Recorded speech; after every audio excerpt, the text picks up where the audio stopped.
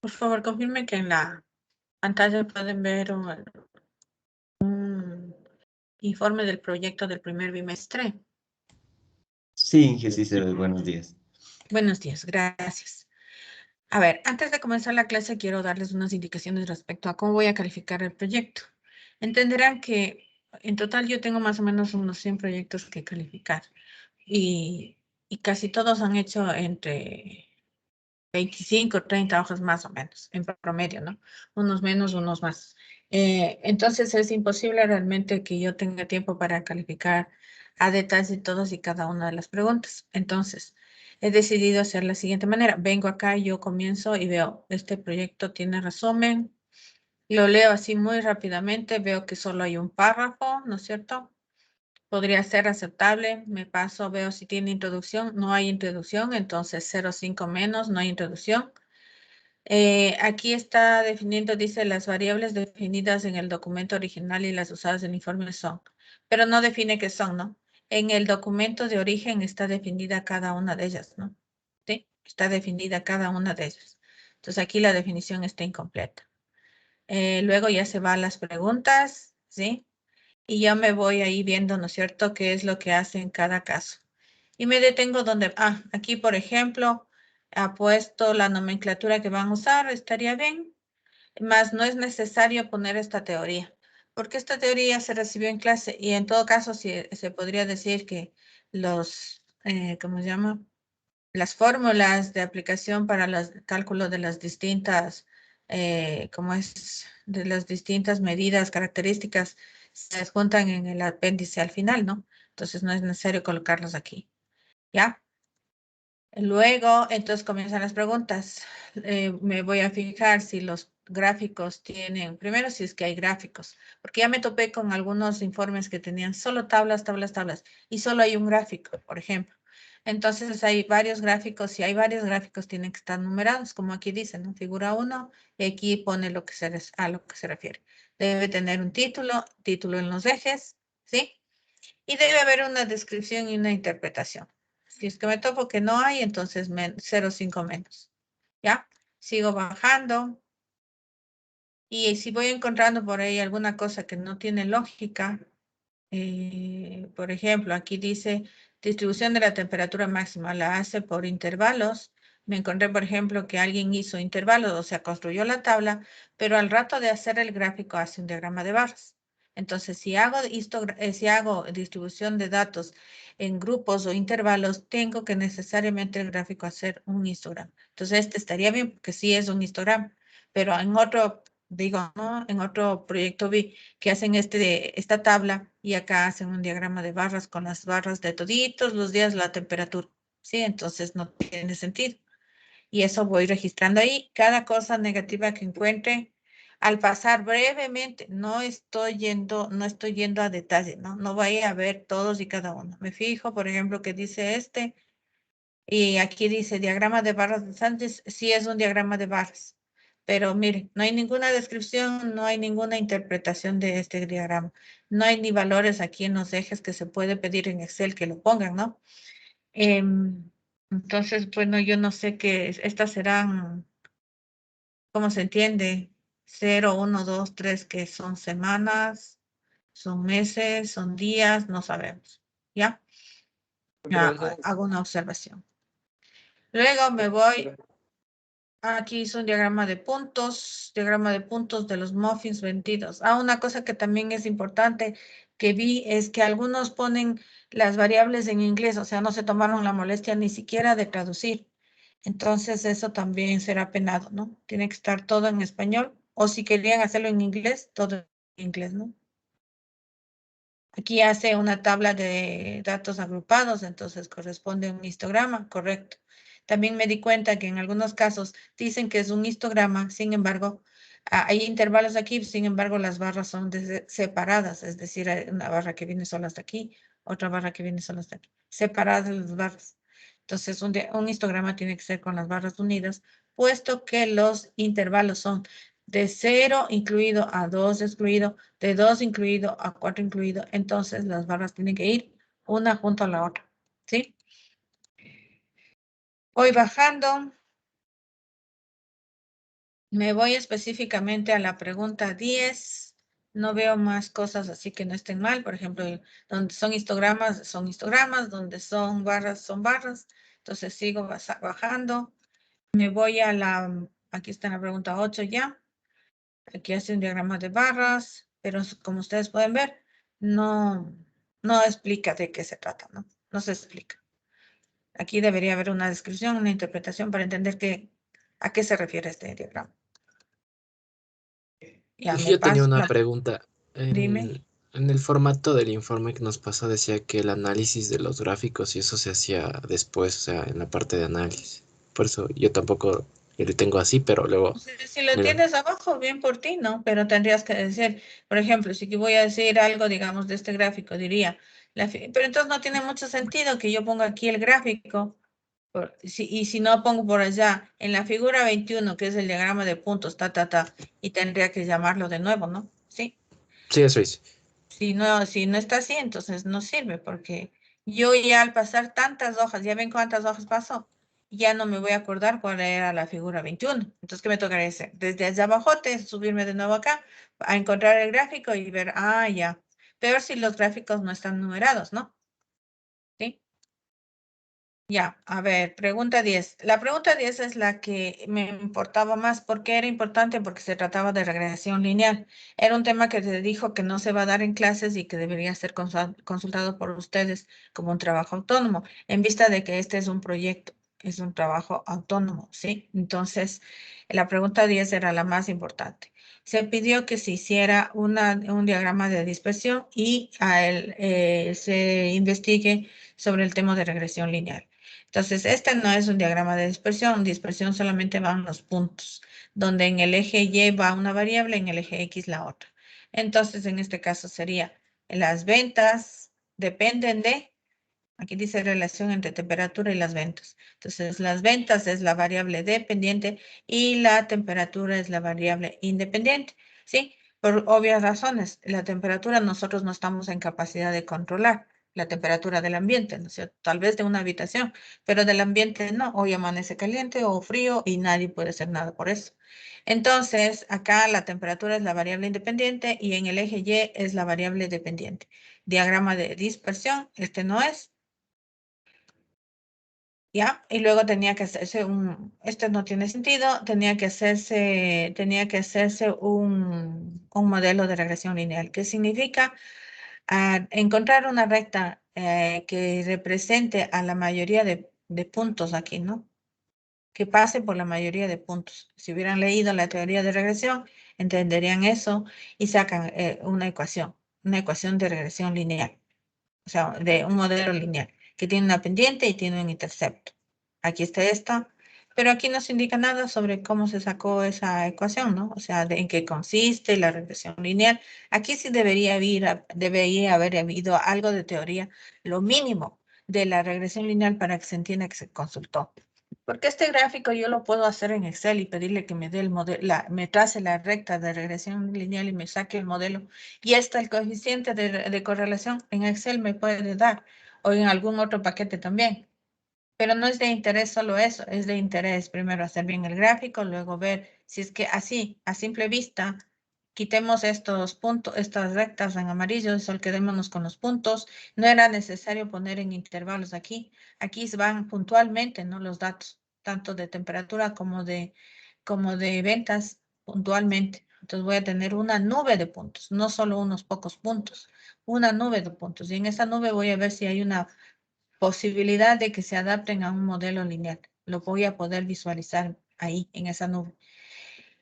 Así, sin hacer cálculos. Entonces podría decir, parecería que no existe una relación lineal entre las ventas y la temperatura. Parecería, según lo que se aprecia en la gráfica. Ahora vamos a encontrar el modelo de regresión lineal para verificar si realmente existe una relación lineal entre las ventas y la temperatura diaria. Se ejecuta la teoría de la regresión lineal, se saca el modelo, la ecuación, se saca el coeficiente de correlación que nos dice qué tanto se ajusta esa ecuación, o sea, ese modelo a los datos reales. Y en base a eso digo, ratifico que en realidad no existe o sí existe una relación entre ventas y temperatura y esa relación es baja, es moderada o es muy alta. Existe mucha relación porque el coeficiente es muy alto, ¿no? Y ahí concluyo. Entonces eso, hasta aquí no me he topado con nadie que lo haya hecho. ¿Sí? Y ya voy revisando unos 30 proyectos. 30 de 100. ¿Sí? Entonces, no de ustedes todavía no comienzo. A ustedes les voy a calificar al último en esta vez. ¿Sí? Eso. Entonces ahí, si no hicieron eso, un punto menos. Es donde más voy a castigarles. ¿Sí? Porque era lo que tenían que investigar, lo que tenían que hacer ustedes por su cuenta. Ya, entonces aquí pone las preguntas, me imagino que ahí están las interpretaciones, ¿no? Pero si ustedes pueden ver ahí, por ejemplo, así rápidamente, aquí por aquí aparece un 38, 31,58, un 6,8, ya, algo de números ahí en porcentaje, que está bien. Pero en la pregunta 2, ¿qué hay? Aquí hay valores enteros, 79, 25, 5. Siempre debería haber algún porcentaje, ¿no? Entonces ahí voy viendo, leyendo algo de eso y voy evaluando si es que tiene sentido lo que van haciendo. ¿Ya? Me paso, entonces ahí está en orden. Si le ven, entonces es como que no tiene mucho sentido ir y volver, porque cuando leo esto, necesito ver el gráfico, necesito apreciarlo. ¿Sí? Entonces, si no lo aprecio, es como que será. Entonces, de ley tengo que regresarme al gráfico para ver si ese análisis que se hizo de la pregunta 7, por ejemplo, tiene o no tiene razón. Si le ven, entonces no es práctico. Eso ya es decisión de ustedes, la forma de presentar, ¿no? Ya, nos pasemos, vamos a ver. Miren, es sumamente largo el informe.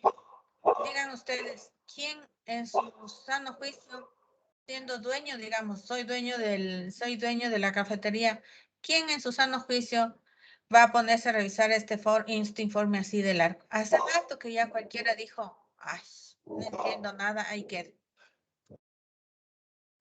Sí, demasiado largo, demasiado extenso.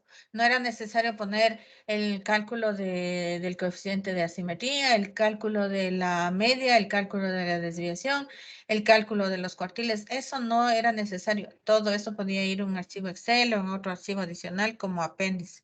En el informe se presentan resultados, gráficas, descripciones, interpretaciones, análisis, conclusiones y recomendaciones.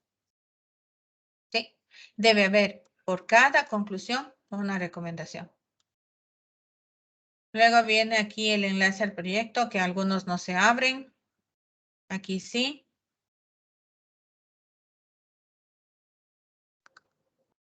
Ya se regresó a algún lado. Se regresó al comienzo. Hay referencias bibliográficas. En algunos casos no hay nada. No han consultado nada. Aquí está el link para la base de datos, está bien, como apéndice. Aquí debería ir un apéndice que diga link para el documento donde está el detalle de los cálculos. Ahí. De tal manera que acá el informe se reduzca, qué sé yo, tal vez unas 15 hojas, el informe como tal. Aunque en la hoja de cálculo pudiera estar todo lo demás. ¿Sí? Así es como voy a calificar, en forma muy rápida. O sea, no voy a ponerme a leer en detalle, sino solo aquellas cosas que veo medias absurdas. Que yo veo, hace una tabla de distribución de frecuencias, a continuación tiene que estar un histograma. Si no hay histograma, entonces no tiene sentido hacer una tabla de distribución de frecuencias. Sí, ese tipo de cosas. ¿Qué más? Encontré un informe que tenía pura tabla, ni un gráfico. Por ahí asomó un gráfico en la pregunta 7, creo. Un solo gráfico en todo el informe, por ejemplo. ¿Qué sentido tiene eso? ¿Ya? Entonces, eso les cuento para que luego no se sorprendan. Entonces, por cada cosa negativa que encuentre, 0,5 menos. Si no hicieron nada de la regresión lineal, no hicieron nada que corresponda, un punto menos. Es la forma en la que voy a calificar. Porque si me pongo a detalle todo, no acabo nunca. Son 20, 30 hojas de cada uno. Ya. Tenemos aquí en la clase anterior la ley binomial negativa. Fue lo último que alcanzamos a ver. Habiendo visto ya la ley Bernoulli y la ley binomial, donde la binomial dijimos que era hacer n veces, repetir n veces un experimento Bernoulli, porque el Bernoulli es que solo hago una vez, una sola vez lanzo la moneda y veo los resultados. Una sola vez lanzo el dado y veo si salió 4 o no salió 4, o sea, si tengo éxito o fracaso. En la binomial, en cambio, lanzo el dado 20 veces, 30 veces, las veces que quiera, y luego averiguo cuántos éxitos tuve en esos 20, 30 o más lanzamientos del dado.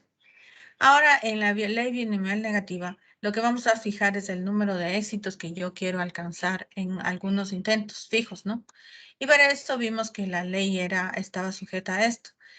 Nos plantearon primera fórmula así, ¿sí? Pero como se suele tornar un poco complicada esta aplicación de esta fórmula, se hicieron algunos cambios, ¿no es cierto?, para decir que para nosotros calcular las probabilidades cuando la variable sigue una ley binomial negativa, vamos a poder ocupar esta fórmula de aquí, donde x, como podemos ver aquí, va desde 0, 1, 2 adelante y representa un número de fracasos, ¿sí? Y esta es la componente variable, mientras que k, este que suma aquí, en el coeficiente binomial y en el exponente de la probabilidad de éxito, va a ir entre 1, 2, 3, 4, hasta el infinito, en teoría al menos, ¿no? Éxitos, y estos van a ser fijos, ¿ya? Y dice, y se vuelve a reiterar que x más k, o sea, el número de fracasos más el número de éxitos fijos, es el número de experimentos Bernoulli que se realizaron, o sea, n, ¿no? El total de intentos que se hizo. Hasta que se realizaron para obtener los k éxitos fijos, ¿ya? En este caso se dijo que también se puede demostrar que la esperanza y la varianza, haciendo todos los procesos de cálculo, ¿no es cierto?, partiendo desde la definición de esperanza y varianza para variables aleatorias discretas, que ya aprendimos en la parte anterior, ¿no es cierto?, ahí aplicando algunas propiedades de los sumatorios, de los coeficientes binomiales y haciendo muchas simplificaciones, entonces nosotros podemos llegar a que la esperanza es igual a K por Q sobre P.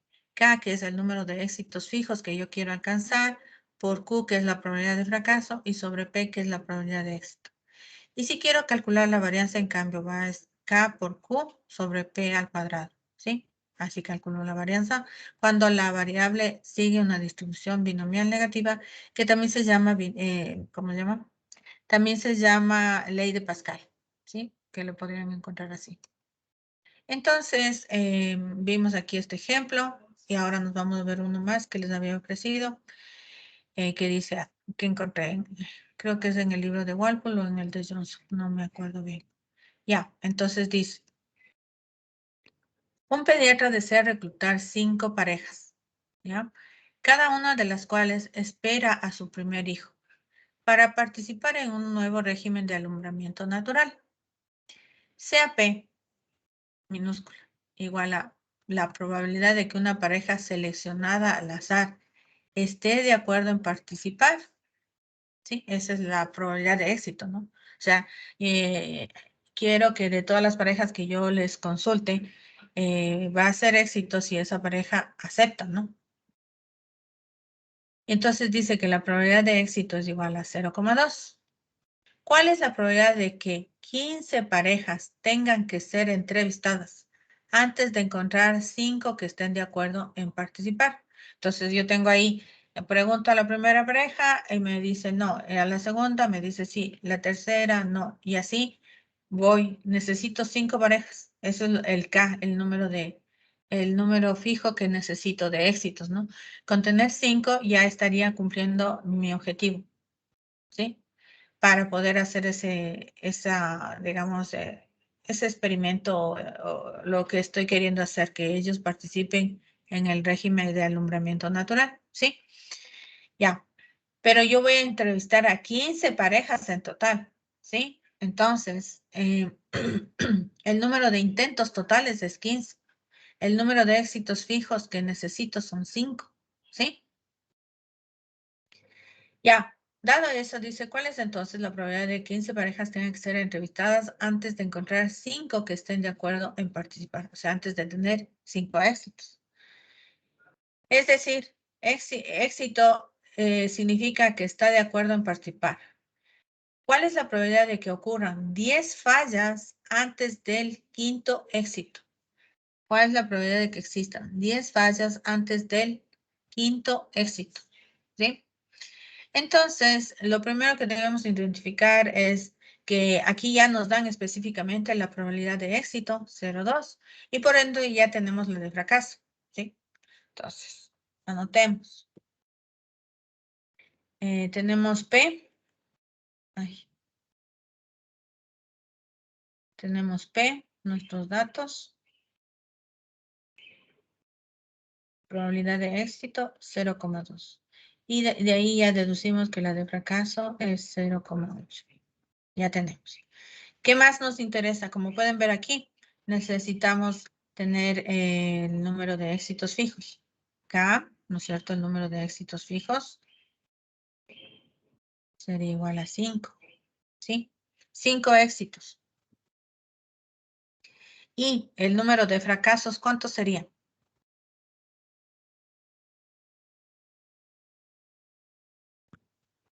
¿Cuánto serían el número de fracasos?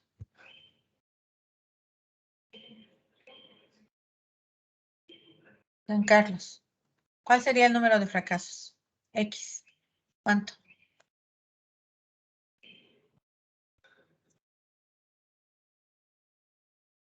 Giancarlos. Deme un segundo ahí.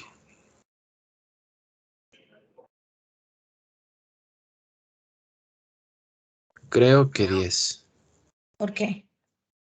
¿Cómo sacaste ese 10?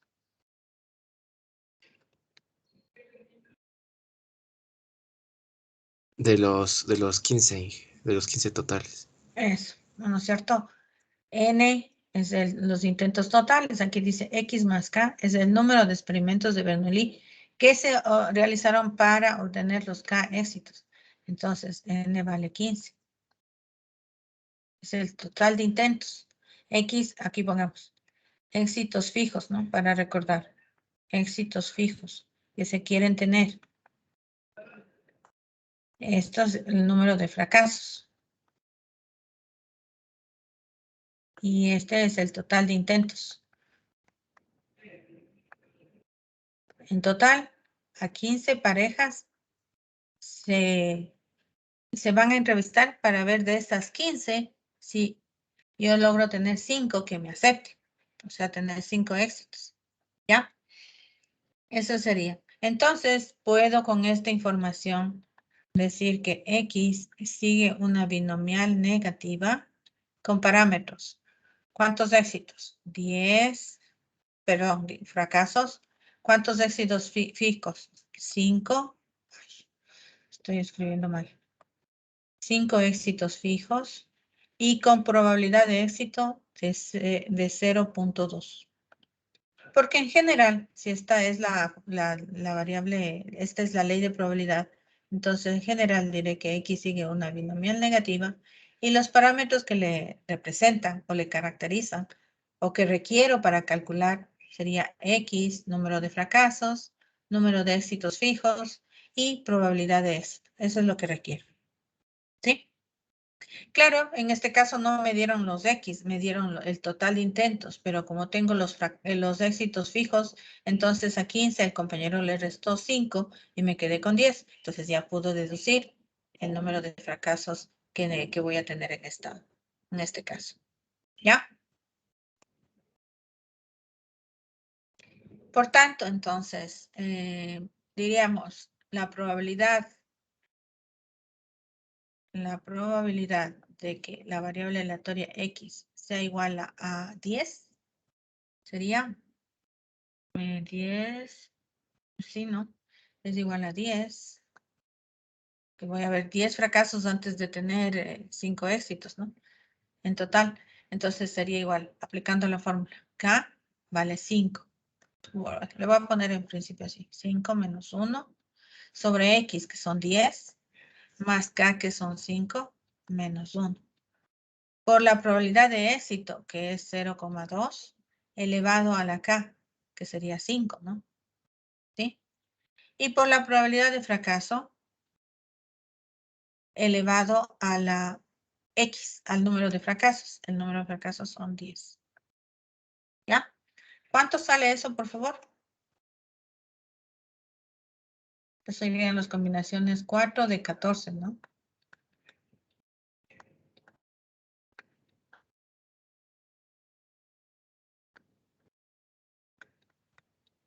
¿Cuánto sale esta probabilidad? 0,03. Eso 4 decimales, ¿no? 0,03. ¿Qué más? 4. Ya. ¿Ya? Entonces habría, si lo quiero expresar en porcentaje, diría aproximadamente 3,4%. ¿Sí? Aproximadamente 3,4% sería la probabilidad de que 15 parejas tengan que ser entrevistadas antes de encontrar 5 que estén de acuerdo en participar. 15 parejas. 3,4% de probabilidad de que deba entrevistar a 15 parejas antes de conseguir 5 parejas que acepten participar en este experimento, ¿no? Del alumbramiento natural. ¿Ya? Esa sería una respuesta para la primera pregunta que decía, ¿cuál es la probabilidad de que, si ponemos aquí que esto es A, ¿cierto? Entonces aquí nosotros decimos el literal A. Y la otra pregunta es el literal B. ¿Cuál es la probabilidad de que ocurran 10 fallas antes del quinto intento? ¿Cuál es la probabilidad de que existan 10 fallas antes del quinto intento? ¿Ya? ¿Cómo calcularíamos eso? ¿O cómo escribiríamos eso más que calcular? ¿Cómo escribiríamos eso en la simbología de probabilidades?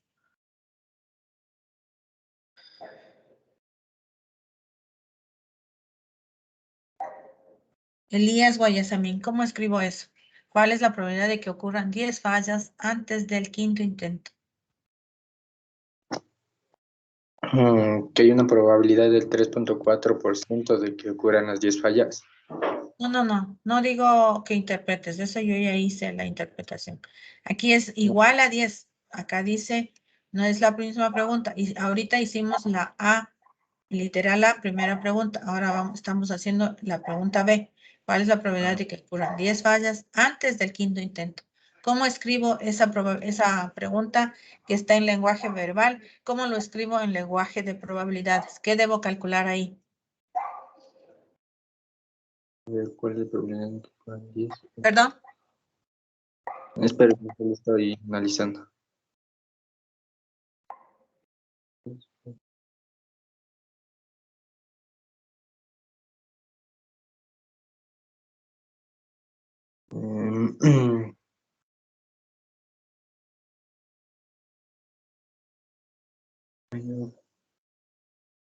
Probabilidad de X es mayor,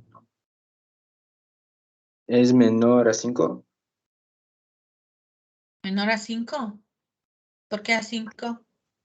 Verás que X representa fracasos, no éxitos. Ya. Entonces, menor a 10. Ya, menor o igual que 10. Menor o igual que 10. Muy bien. Entonces, para la pregunta B, que ya le pusimos cuál es arriba, perdón. Lo que vamos a calcular, esta es una probabilidad puntual. ¿Por qué se llama puntual? Porque solo estoy sacando el valor de la probabilidad para X igual a 10. Solo igual a 10. Si no está acumulada, es puntualmente. En cambio, en la pregunta B, nos preguntaría, ¿cuál es la probabilidad de que X sea menor o igual que 10? O sea, que yo tenga que tener máximo 10 fallas antes de tener 5 éxitos. Así entendería esto, ¿no? La probabilidad de X menores o iguales que 10 sería la probabilidad de tener máximo 10 fallas antes de tener 5 éxitos. 5 éxitos que me fijé, ¿no? De antemano. Eso es lo que diría la probabilidad de que ocurran 10 fallas antes del quinto éxito. 10, menor o igual que 10. Claro, entonces esta es una, si aquí pongamos, esta es una probabilidad puntual. Porque está igual a algo, a un valor específico. Mientras que la segunda, en el caso B, es una probabilidad acumulada. Probabilidad acumulada. Porque acumula desde cero, desde donde venga. Ay, ya estoy escribiendo cualquier cosa. Está acumulando desde 0 hasta 10.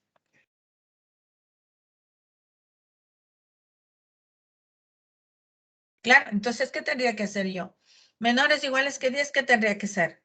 ¿Desde cuándo debería ir esa sumatoria?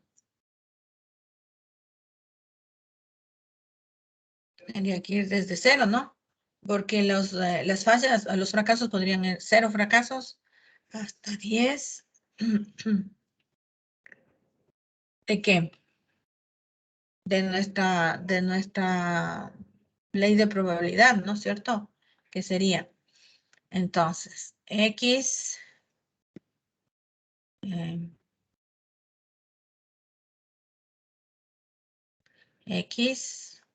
X es la variable, ¿no? Si se fijan, entonces X tomará el valor de 0 en el primer término de la sumatoria.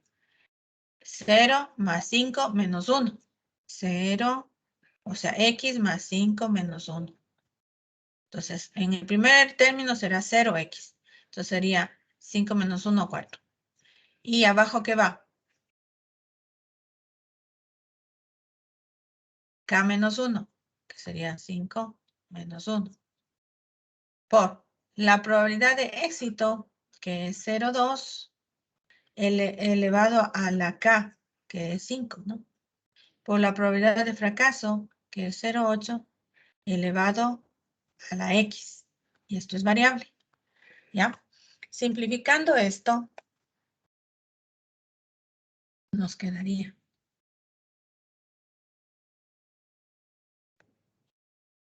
el coeficiente binomial de 4 hasta X menos 4. X más 4, perdón. Por el 0,2 a la quinta y por el 0,8 al cuadrado, a la X. ¿Ya? Si se fijan aquí, eso entonces tendría que ser, si pongo algunos términos, tendría que ser así. Probabilidad de que vaya de 4 hasta, si X vale 0, entonces sería de 4 a 4 por el 0,02 a la quinta por 0,8 a la 0. Más la probabilidad que vaya de 4 hasta, ahora voy de que X vale 1, ¿no? 1 más 4, 5 por 0,2 a la quinta y por 0,8 a la 1. Más, y así voy sumando, ¿no es cierto? La probabilidad cuando X vale 10, ¿qué sería? 4, 10 más 4, 14, por la probabilidad de éxito a la quinta y por la de fracaso a la 10. ¿Sí le ven? Así estaría. Entonces, esta de aquí es la probabilidad de que X sea igual a 0, más la probabilidad de que X sea igual a 1, más la que sea 2, 3, puntos suspensivos, más la probabilidad de que X sea igual a 10. ¿Así? Ahora, claro, si se fijan aquí, esta tiene 0,2 a la quinta, 0,2 a la quinta, la otra también, todas tienen 0,2 a la quinta, porque esa ya está fija, K vale 5 siempre, en todos los casos. Entonces, este es un término constante, por lo tanto, yo podría escribir 0,2 a la quinta por la sumatoria de X igual a 0 hasta 10 de el coeficiente 4 de X más 4 por 0,8 a la X. Así sería más simplificado, porque este 0,2 a la quinta es un término común, como pueden ver. Sí, es un factor común de todos los términos. ¿Ya? Haciendo todas esas sumatorias, ustedes pueden verificar, por favor. Dice que eso debe salir 0,164. Pueden verificar, 0,164. Es decir, aproximadamente un 16,4% de probabilidad de que tengamos, nos referimos a la pregunta, ¿no? Un 16,4% de probabilidad de que ocurran 10 fallas antes del quinto éxito. Antes de que la quinta pareja acepte participar en el alumbramiento natural. Así sería, ¿no? Ya en función de lo que representa el problema en sí. 16,4% de tener 10 fallas antes de que 5 parejas acepten participar en el alumbramiento natural. Esa sería la forma de describir mi respuesta. Y como vemos, esta es acumulada, ¿no? Entonces estamos acumulando desde 0, 0, 1, 2, 3, hasta 10. Mientras que esta es puntual, solo cuando vale 10. Exactamente 10. Preguntas ahí, por favor.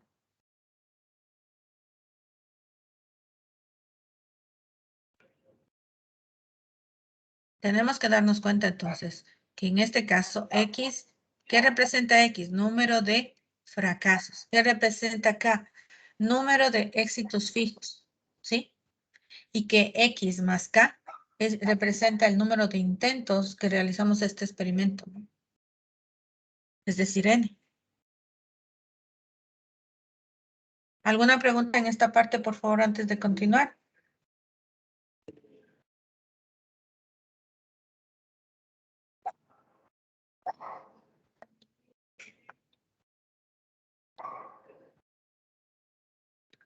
Listo, entonces seguimos.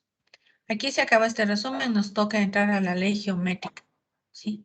Entonces eso está en el siguiente.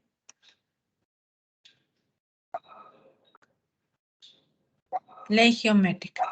Se dijo ya que la ley geométrica era un caso particular de la ley binomial, ¿sí? En la ley binomial yo quiero ver cuántos, o sea, yo fijo la cantidad de éxitos en un total de intentos que quiero alcanzar.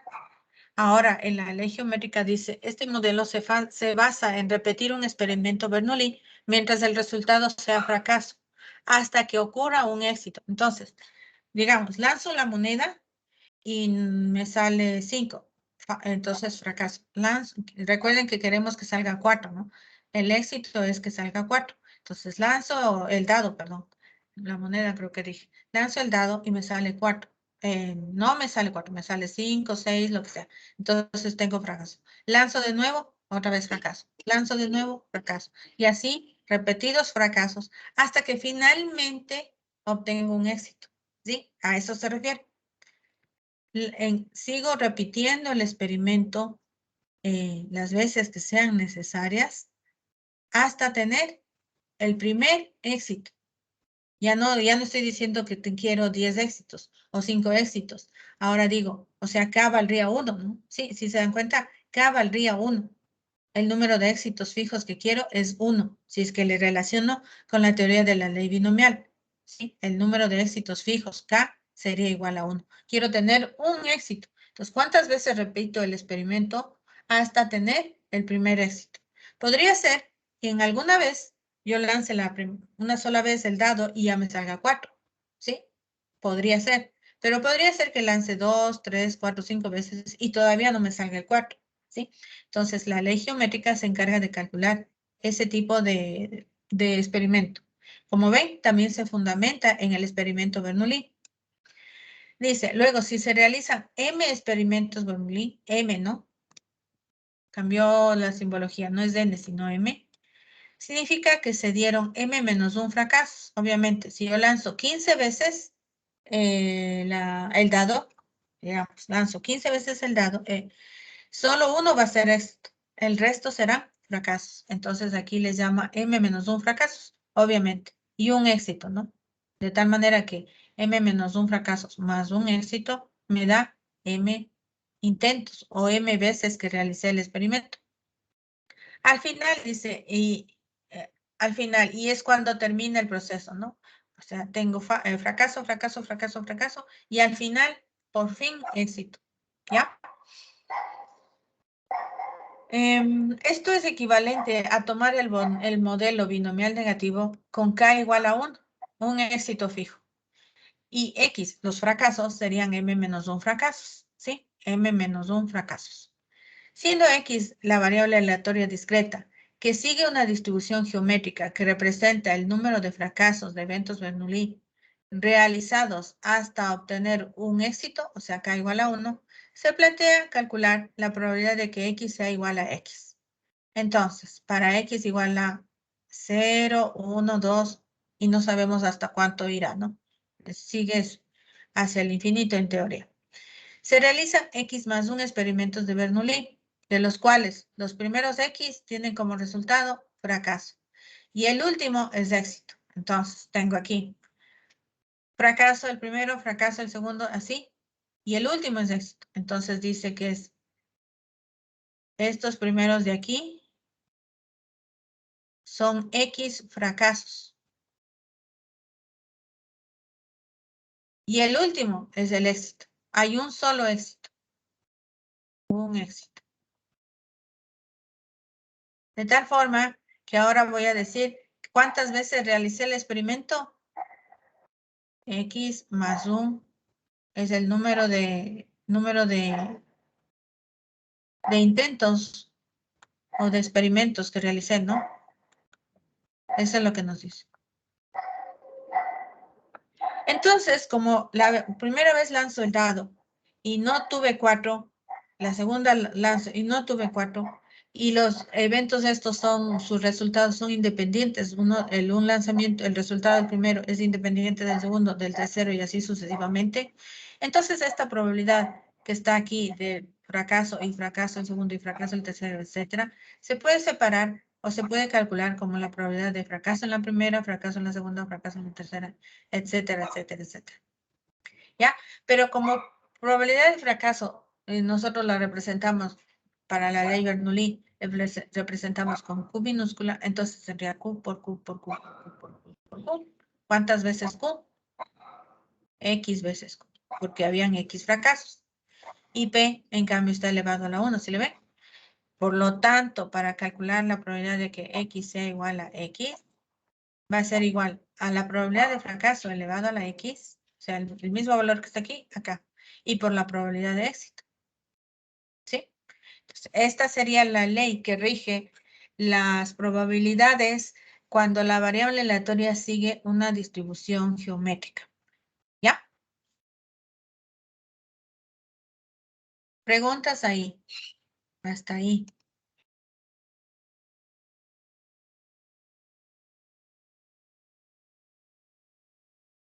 Entonces, cuál parámetro sería el que le caracteriza a la ley geométrica?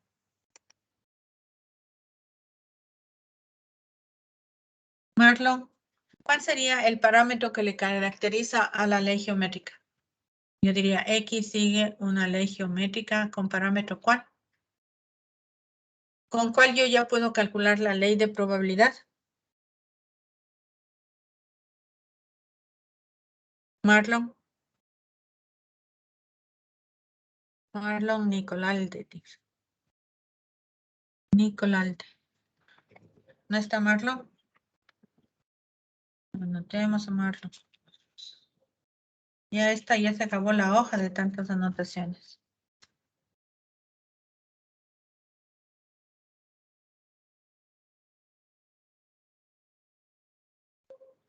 Entonces, Jairo Pérez. Buenos días, Inge. ¿Cómo estás? ¿Cuál sería el ¿Cuál sería? parámetro que le caracteriza a la ley geométrica con la cual, con ese parámetro, yo ya puedo calcular las distintas probabilidades? ¿Cuál sería el parámetro? Sería Q, fracasos elevado a la n a ver, no. Sí, sería fracasos elevado a la n por la probabilidad de éxito.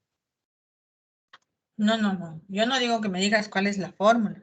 porque ya está ahí, ya le remarqué, ya vimos de dónde sale. Yo lo que digo es, ¿qué Ok. parámetro le caracteriza a la ley geométrica? Porque, por ejemplo, ¿te acuerdas que dijimos, si tenemos la binomial, decimos que la X sigue una binomial y le caracteriza el parámetro N, que es el número de intentos, y P, que es la probabilidad de éxito. Esos son los parámetros que le caracterizan a la ley binomial. ¿Qué le caracteriza a la geométrica entonces? ¿Qué necesitamos para poder sacar las probabilidades si X sigue una geométrica? El éxito. Éxitos, no suman ahí éxitos, ¿no? ¿Se le ve? La probabilidad de éxito. Eso sí, la probabilidad de éxito, sí. No sé si dijo probabilidad de éxito, no le escuché. Pero en todo caso, sí. Esta G está feísima, ¿no? Es la probabilidad de éxito. Si tengo la probabilidad de éxito, o sea, si yo sé que la probabilidad de éxito es 0,2, ya de antemano sé, sin que me digan, sé que Q es 0,8. Y como me van a decir el problema, calcule la probabilidad de que X valga tanto, entonces ya voy a poder aplicar la ley de calcular para cada valor, ¿no es cierto? Si X vale 0, si X vale 1, ya puedo generar la ley de probabilidad, ¿sí? Entonces dice, así la ley geométrica de parámetro P. Aquí está, miren que no leen, ¿no? Aquí abajito dice, miren, el parámetro, ahí dice, de parámetro P. Entonces, ¿qué significa? Digo, X es una variable aleatoria discreta que sigue una ley geométrica con parámetro P, que es probabilidad de éxito. Es lo único que necesito. Está dada, dice, por la probabilidad, aquí está ya la fórmula tal cual. Le voy a remarcar acá también. Miren. Para los X que están desde dónde? Desde 0. ¿Pero qué representan X? Número de fracasos. Hasta tener el primer éxito. Recuerden, X representa el número de fracasos hasta tener el primer éxito. Cuidado, por ahí se confundan. ¿Sí? En algunos libros, en cambio, resulta que pueden encontrar otras fórmulas que no son exactamente la que está aquí, pero si leen bien, en esas fórmulas, en cambio, X va a representar el número de éxitos. ¿Sí? Entonces, cuidado con la fórmula que utilicen. Por eso es que aquí se especifica con claridad qué es X, fracasos. ¿Qué es K? Un éxito, si le relaciono con la binomial negativa, ¿no? Entonces, ¿qué valores va a tomar en los fracasos? Puedo tener 0 fracasos. ¿Por qué? Porque lanzo el dado y salió 4. Entonces, no tuve ni un fracaso. En el primer intento ya tuve éxito. ¿Sí le ven? Entonces, fíjense, así sería. Aquí la explicación.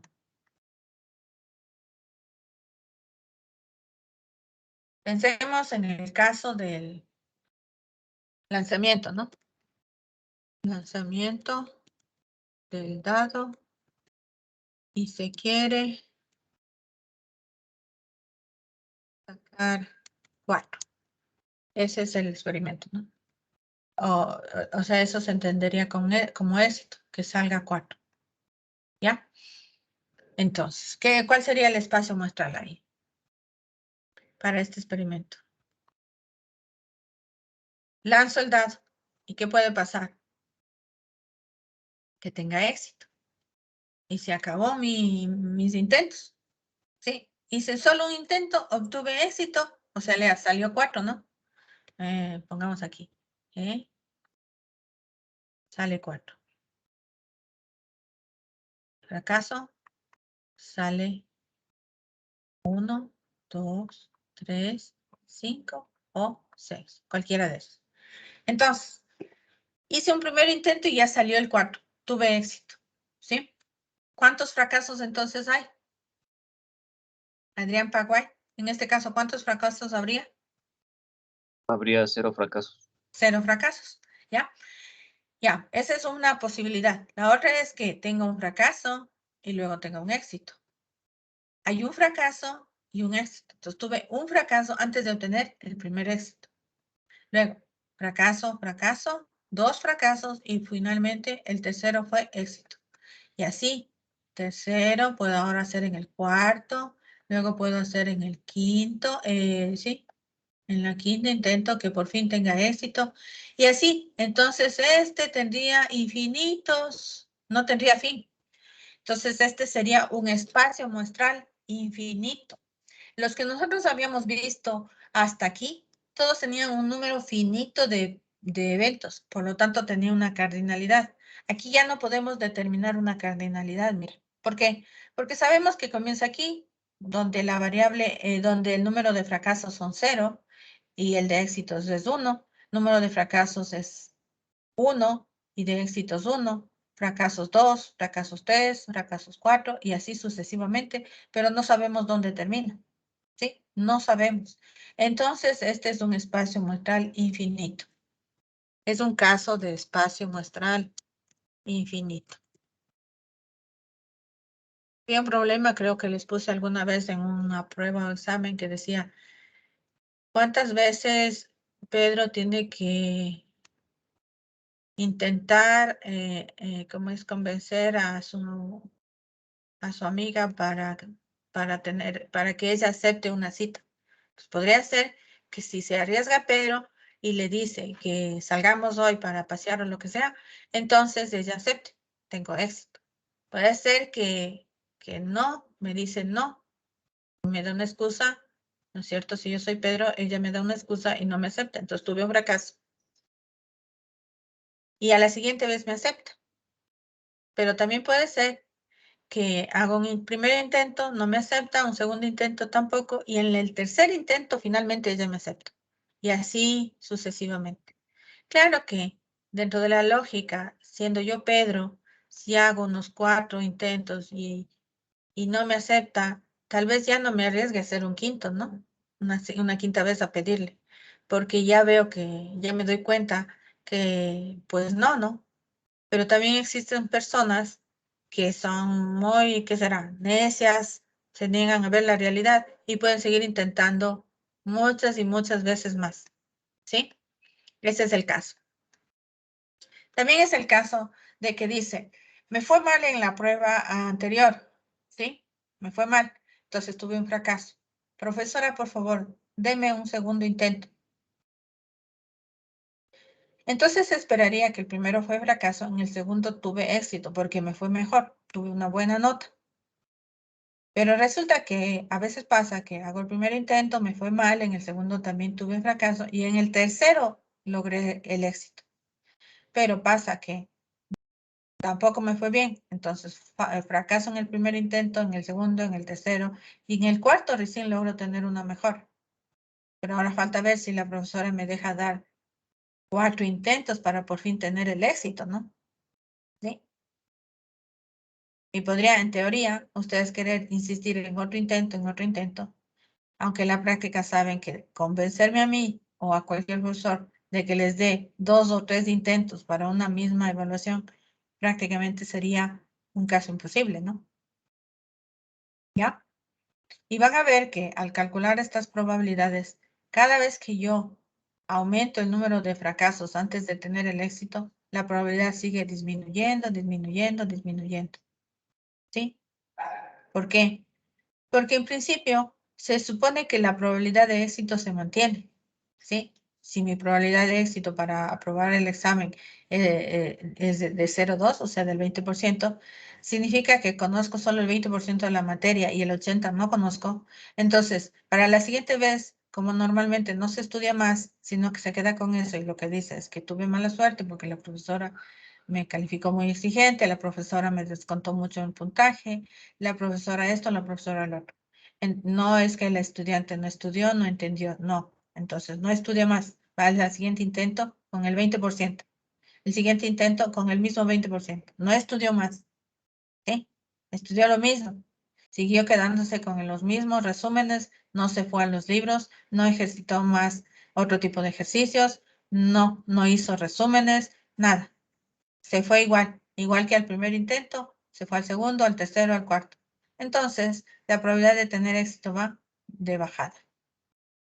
Y se va haciendo prácticamente 0 a medida que hay más intentos. ¿Sí? Eso es lo que sucede también en esto de realizar varias veces una misma prueba o evaluación, ¿no?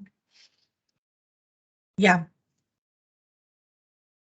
Entonces, fíjese cómo estaría la ley. La tabla de la ley de probabilidad estaría así, ¿no? 0, 1, 2, 3, 4, 5, pero esto sería, no sabemos hasta dónde, ¿ya? Entonces, la probabilidad de que X sea igual a X sería en el primer caso. Q, la probabilidad de fracaso a la 0 por P. Cuando vale 1, Q a la 1 por P. Cuando vale 2, Q al cuadrado por P. Cuando vale 3, Q al cubo por P y así sucesivamente. Entonces, la probabilidad que realmente se ve afectada por el valor de la variable es la probabilidad de fracaso. Si le ven, a la 1, a la 0 se anula y solo me queda la probabilidad de esto. A la 1, y ahí sí ya influye. De ahí cada vez es al cuadrado, al cubo, a la cuarta, a la quinta y así. ¿Ya?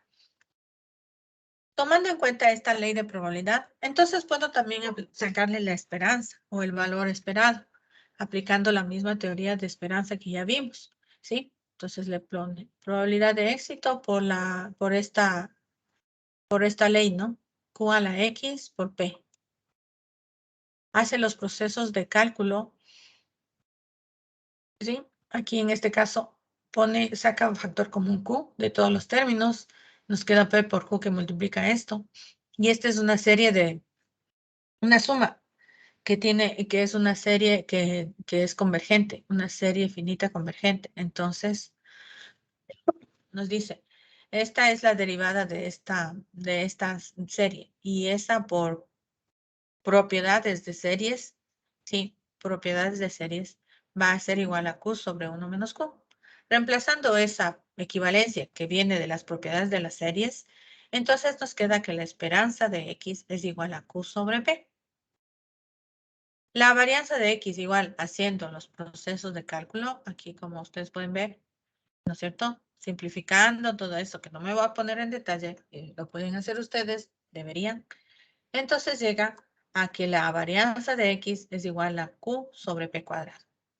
Si recuerdan, la esperanza para la binomial negativa, que es el caso general, la esperanza era K por Q sobre P. Y la varianza de X era K por Q sobre P cuadrado.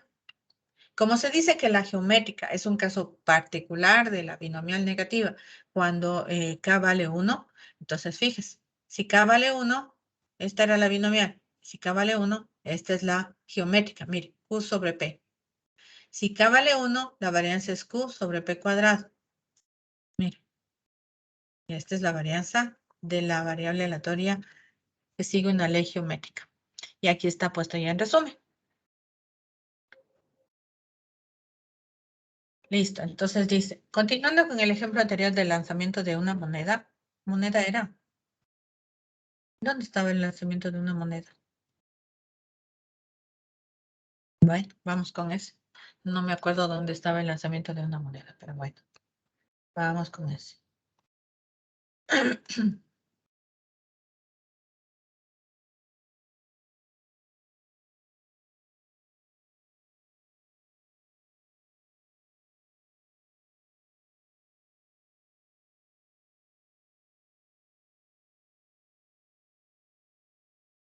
Ya.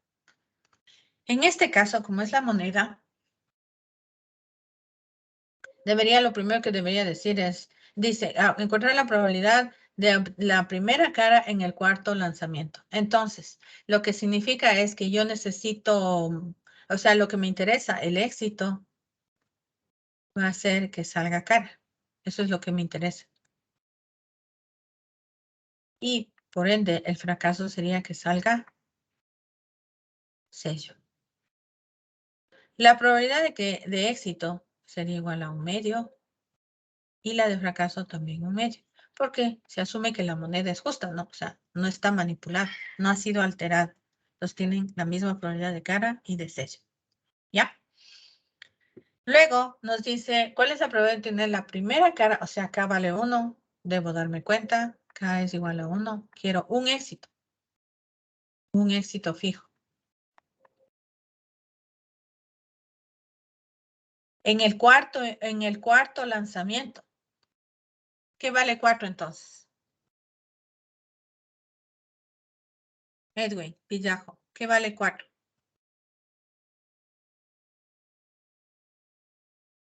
X. X. X. El espacio muestral sería así, pongamos ahí. Lanzamos la moneda, ¿no? Entonces, salió cara, tengo éxito. Primer lanzamiento. Bien. Ahora tengo fracaso, fracaso, éxito. La otra sería fracaso, fracaso, éxito. Y la otra sería fracaso, fracaso, fracaso y éxito. Así. ¿Cuántos fracasos tengo para tener un éxito en el cuarto lanzamiento? Diana Bravo. ¿Perdón? Decía 3 fracasos. 3 fracasos. X es igual a 3. Fracasos, ¿no? ¿Ya? De tal forma que si yo sumo KX más K, me da 4, que serían los intentos, ¿no? O las veces que repito el experimento. ¿Sí? Ya. Entonces tengo, lo primero que me doy cuenta aquí, si ustedes se fijan, es que K vale 1, el número de éxitos fijos. Eso es lo primero que me doy cuenta. Entonces, eso me lleva a pensar que se trata de la ley geométrica. Quiero solo un éxito. No quiero 2, 3, quiero 1. Entonces, traigo acá esto. Esta es la ley. Dice, esta es la forma general. En nuestro caso particular, las imágenes, ¿no es cierto? O los valores que toma X, ¿cuáles serían? Aquí tengo 0 fracasos, 1 fracaso, 2 fracasos, 3 fracasos. Ahí está. ¿Sí? Y con eso, entonces, yo puedo calcular la probabilidad que me piden. ¿Cuál es la probabilidad de la primera cara en el cuarto lanzamiento? Entonces, sería la probabilidad de que X sea igual a 3. 3 fracasos antes de tener el primer éxito, ¿no? En 4 intentos. Sería igual a Q, que vale 1/2, a la X, que es 3, por P, que en este caso también es 1/2. Es decir, me va a dar 1/2 a la cuarta. Y eso es igual a 1 sobre 16. ¿Sí le ven? Podría yo hacer toda la tabla, ¿no?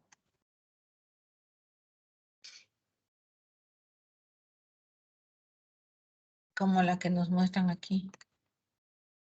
Esta.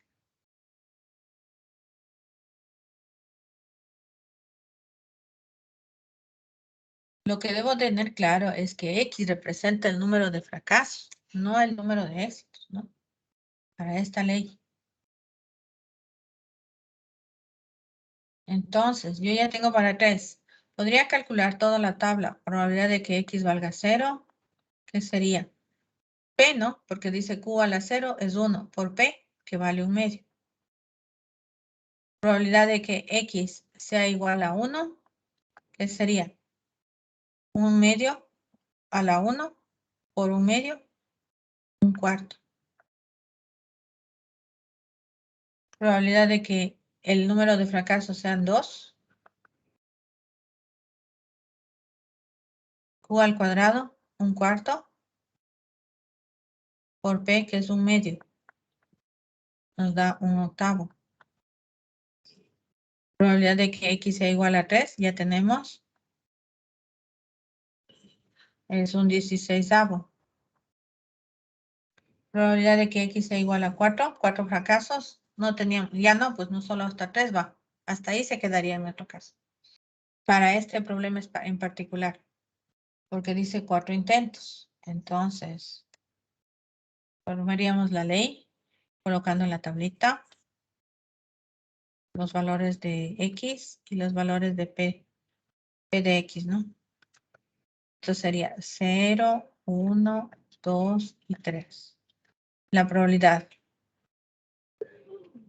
Le puedo poner todo en 16avos para poder sumar, ¿no? Entonces sería, para que sean 16avos por 8, 8 16avos. Aquí serían 4 16avos. 2 16avos. Y un 16avo. Estaríamos bien. 8 y 4, 12, 14, 15. Algo está mal. 8 16avos. 1. 4 16avos que me dan cuarto. 2 16avos que me dan un octavo. Y un 16avo que me da un medio a la cuarta. La suma es 8 y 4, 12. Y 2, 14 y 1, 15. Me falta uno. Un 16avo. ¿Qué pasaría si pongo probabilidad de que X sea igual a 4? ¿Qué sería? Q a la cuarta, un medio a la cuarta, sería un 16avo por P.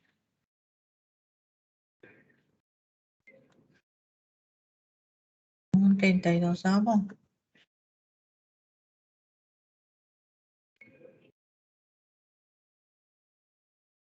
No.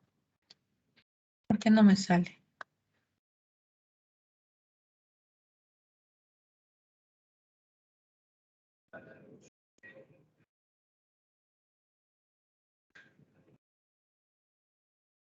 Ya. Claro. Es que recuerden, nosotros le detenemos por la pregunta que nos hace el problema. Por la pregunta que nos hace el problema, le detenemos en el cuarto intento. Para nuestro caso de este enunciado, ¿sí? Pero en realidad, recuerden que esta ley es de un espacio muestral que no termina ahí. Pongamos así. Coma. Aquí está mal. Aquí es fracaso, éxito. No es coma, ¿no? Fracaso, 3 fracasos y un éxito. Coma. Y de ahí seguirá, ¿no? No acaba ahí. Entonces, por eso en la tabla no me da 1, porque no se acaba en 3. Para nuestro caso se acaba en 3, pero luego vendrá cuando vale 4, cuando vale 5, y así sucesivamente. ¿Sí?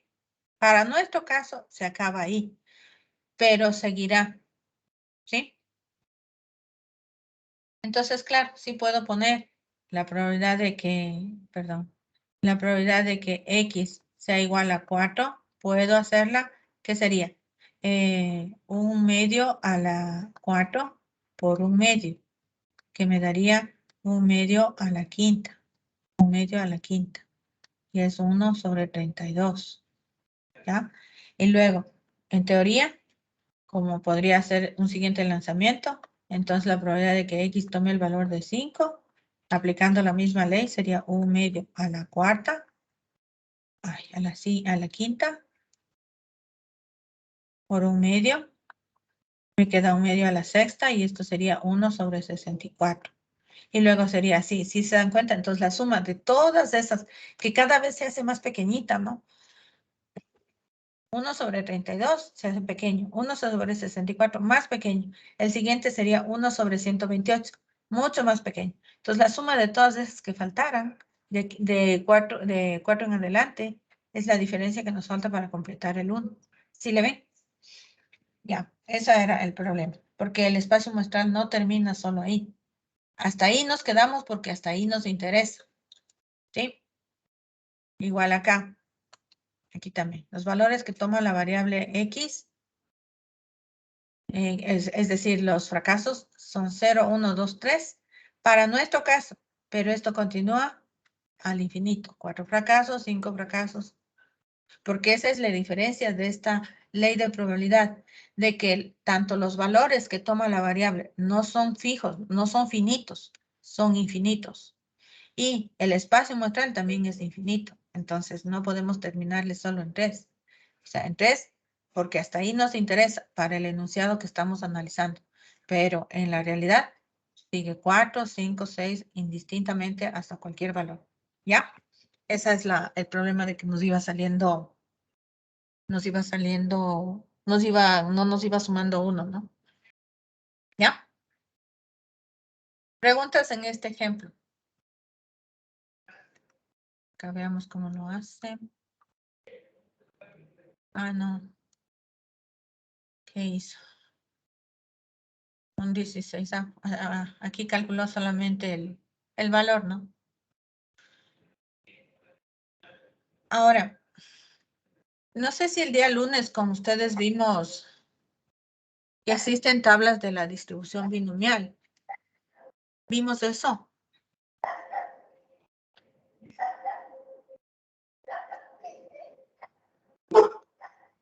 Edwin Pillajo, ¿vimos tablas de distribución binomial el lunes?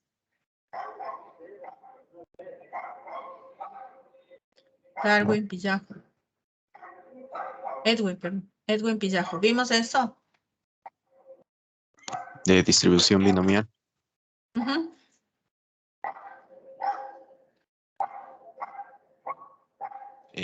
Era la que se utilizaba la fórmula y luego se ponían las X. No digo fórmula, digo tablas. Entonces no tengo claro cuál es ese. Es que no es, solo pregunto si vimos el uso de tablas. ¿Vimos o no vimos? No se tiene que tener claro. Solamente No, tablas responder. no ¿Vimos vimos. eso? No vimos. Denis, dime. No, Inge, las tablas no vimos. No No vimos. vimos, Ya, Inge. eso era todo. ¿Vimos o no vimos tablas? Nada más era la pregunta. No puede ver más que una pregunta, ¿sí o no? Tabla de binomial completos. Aquí. Pongo en el Google, como pueden ver.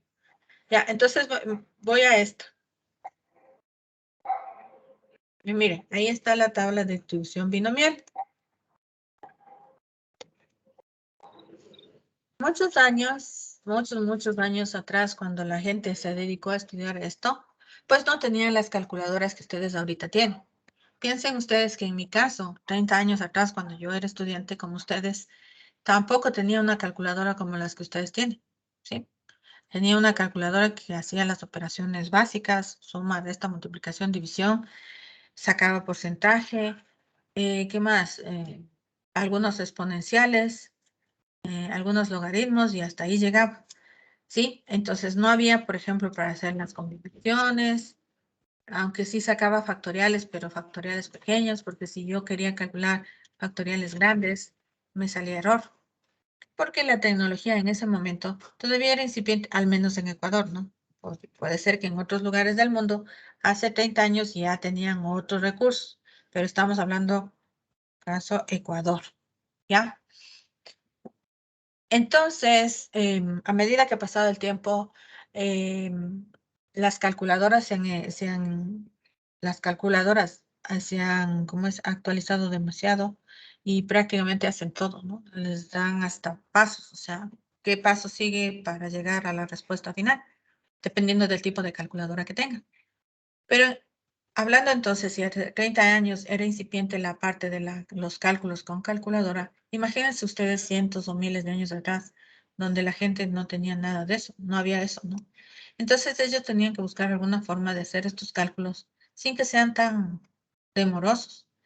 Pero claro, al comienzo eran demorosos porque tenían que buscarse una manera de calcular eso sin estos recursos que ahora disponemos. Entonces ellos fueron haciendo tablas, probando, ¿no? Para distintos valores de n, por decir algo. Lanzo la moneda 2 veces y entonces tengo 0 éxitos, 1 éxito, 2 éxitos. Y las probabilidades de éxito, 001, 005, etcétera. Si lanzo la moneda 3 veces, tengo 0 éxitos, 1 éxito, 2, 3 éxitos, ¿ya? Hablando de la binomial estamos, ¿no? Y así para 4, para 5, para 6, y sigue aumentando. Pero esta tabla, mire, se queda en 10. El otro día nosotros hicimos el lanzamiento del dado 20 veces, ¿se acuerdan? Lanzamos el 20 veces el dado y calculamos la probabilidad de tener 15 éxitos en esos 20 lanzamientos. Entonces, esta tabla ya no nos da ese valor porque aquí ya se pasa a la tabla de distribución de Poisson. No hay más valores de n. Entonces, es insuficiente esta tabla. Veamos esta otra. Mire, esta es mucho más. Aquí hay muchos más valores de probabilidad de éxito. Aquí está el número de intentos y aquí está el número de éxitos en cada intento. 0, 1. Si n vale 2, 0, 1, 2. Y el n va 8, 9, 10, 11, 12 ya es mejor que la otra. 13, 14, 15. Mire. 18, 19, 20. 21, de 20 se pasa a 25 y ahí se queda. Entonces, en estas tablas, lo que yo decía entonces es, si hago 20 veces el lanzamiento de la moneda, si quieren, ¿no? Con probabilidad 0,5 y quiero tener 3 éxitos, entonces me vengo 3 éxitos aquí hasta la probabilidad de éxito 0,5. Ahí me quedo, ¿no es cierto? Bajando desde 0,5 aquí. La probabilidad de tener 3 éxitos cuando lanzo la moneda 20 veces es 0,0011. Así puedo leer, ¿sí? Si yo quiero tener, lanzando 20 veces la moneda, yo quiero tener 15 éxitos, entonces me vengo acá, me paso y me quedo hasta donde sea 0,5. La probabilidad de éxito. Entonces, la probabilidad de tener 15 éxitos, o sea que 15 veces me salga cara cuando lanzo la moneda 20 veces, es igual a 0,0148. ¿Sí? Así se leí. Pero ¿cuál es el problema? Si la probabilidad de éxito no es exactamente de 0,50, sino como en el caso del dado, ¿se acuerdan que la probabilidad de éxito de que salga 4 era 1/6 y eso es 0,16? ¿Qué va a pasar? Que 0,16 aquí no hay como probabilidad de éxito. Hay 0,10 y 0,20. Entonces yo tendría que interpolar entre estos dos valores, hacer una interpolación lineal, que es hacer otros cálculos aproximados también. Entonces el valor de esa probabilidad que yo obtenga será un valor aproximado, ¿no? Por interpolación lineal. ¿Ya? Pero bueno, para algunos casos, estas tablas de distribución binomial servían. Y considerando que no habían calculadoras, pues era bastante bueno manejar estas tablas de distribución, binomial, Poisson, como es normal y etcétera, ¿ya? Sigue avanzando el tiempo y entonces resulta que ahora yo puedo poner aquí calculadora de probabilidades de GeoGebra, que es la que a mí personalmente me gusta. Puede ser que a ustedes les guste otra. Tienen que buscar, ¿no? A ver cuál les gusta. Y asoma esta, mire. Ya les voy a poner el enlace. Voy a poner en el grupo.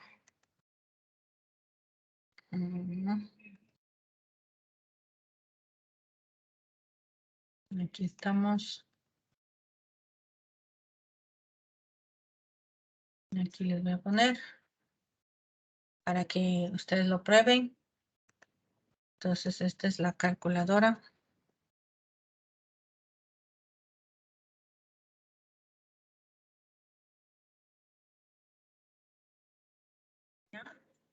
Y para que no haya líos, de una vez les voy a poner a los demás para una sola publicación, ¿ya? Entonces, también para ellos y también para ellos. Ya, ahí está. Todos pueden tener acceso a eso por ahí. Nos vamos entonces. Ahí está, como pueden ver. Apenas se abre la calculadora, por defecto asoma la distribución normal, la campana de Gauss, que dijimos que era la distribución ideal que quisiéramos que todos los datos sigan y que además tenga completa simetría, ¿no? Si le pueden ver, el lado izquierdo es idéntico al lado derecho. Aquí está el 0, justo en el medio, completa simetría. El área que está pintada ahí en morado representa la probabilidad de que la variable aleatoria esté entre 0 y 1. Dice que es 34,13. 0,3413. ¿Sí? Esa sería el área bajo la curva. Recuerden que por condición, para que sea función de probabilidad, tenía que el área bajo la curva ser igual a 1, ¿no? Entonces, esto sería el 34%, 34,13% del área total, la que está aquí pintada. ¿Ya? Pero nosotros no queremos por ahora todavía nada de la normal. Queremos el caso, miren, no hay ni la geométrica, ¿no? Veamos la binomial. Ahí está. Entonces dice, n intentos, n 20 veces lanzo la moneda y la probabilidad de éxito es 0,5, ¿no es cierto? Y me sale la tabla de la ley de probabilidad aquí, ¿se le ve? Mire, ahí está la tabla. Y aquí está la gráfica. No sé por qué está señalado ya. Ahí está la gráfica. Tiene completa simetría, mire. Completa simetría. ¿Qué pasa si es que en vez de lanzar 20 veces lanzo 200? Miren. Si lanzo 100. Fíjese, manteniendo fija la probabilidad. Si lanzo 10. Lanzo 5. Mire. En todos los casos, si la probabilidad es de 0,5, tiene completa simetría. Entonces pensemos que lanzó 5 veces, pero la probabilidad es 0,4, por ejemplo. Miren qué pasa con la distribución. Ya no es completamente simétrica, ¿no? Ya comienza a hacerse alargada a la izquierda. ¿Qué pasa si bajo con la probabilidad? Miren, se hace sesgada a la derecha. ¿Qué pasa si bajo a 0,2? ¿Qué pasa si bajo a 0,1? ¿Sí le ven? ¿Qué pasa si le pongo el 1/6, que es 0,16667?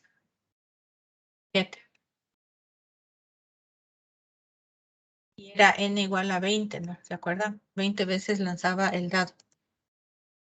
Fíjese, ahí está. Cuando ya tengo 12 veces lanzo en el 12º de lanzamiento en adelante, la probabilidad prácticamente es 0, mire. ¿Ya?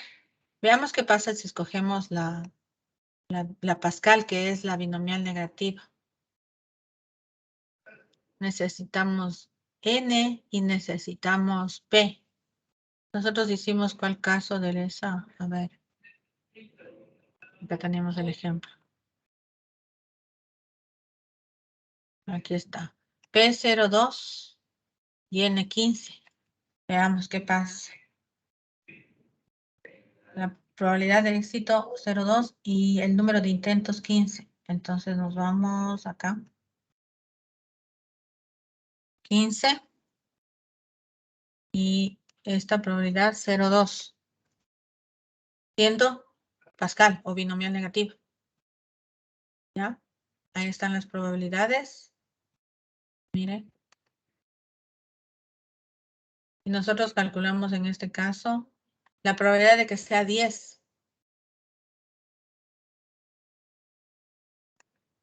Aquí está 0. ¿Por qué está 0? A ver, déjeme ver. Esto era 10 aquí. 0,01.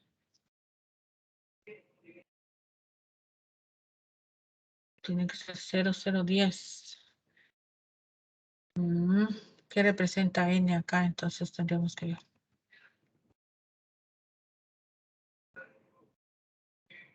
Pascal, n y p. Tendría que salirnos el 0034, ¿no? 0034.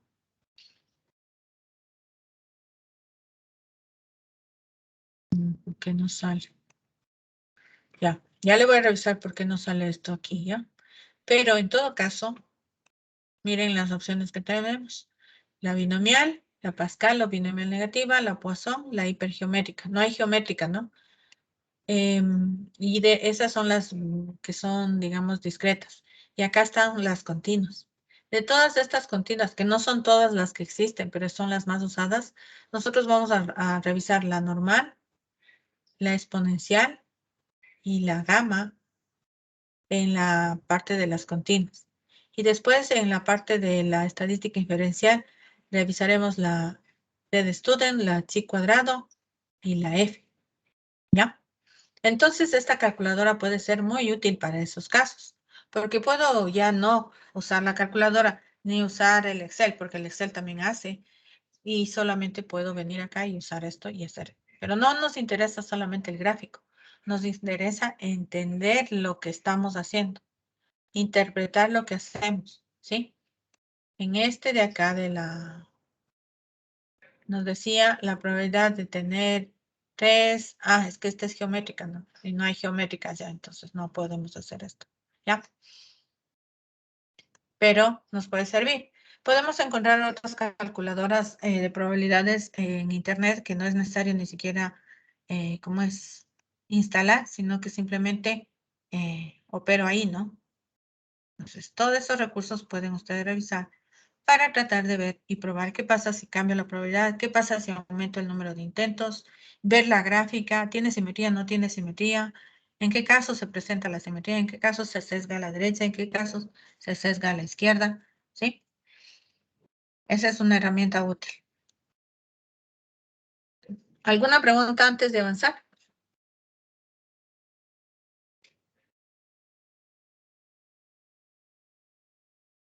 Ley hipergeométrica, entonces.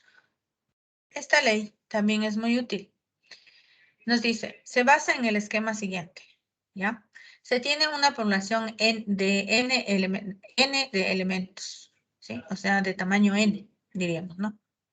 Se tiene una población n de elementos, la cual está caracterizada o definida, déjeme bajarle un poquito para poder leer y mostrar el gráfico, es lo que me interesa. Ahí. Ya, entonces toda esta, el rectángulo es la representación de la población de tamaño n, ¿sí? Todos, el tamaño de la población es n.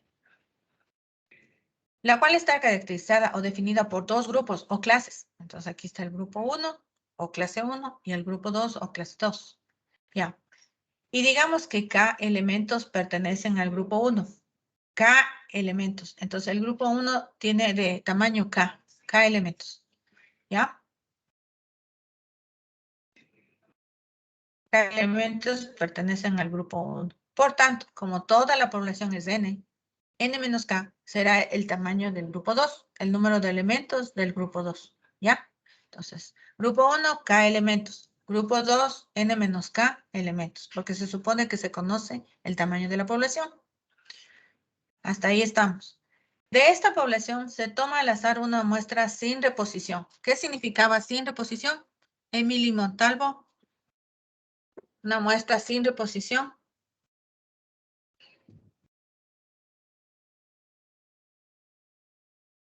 Emily.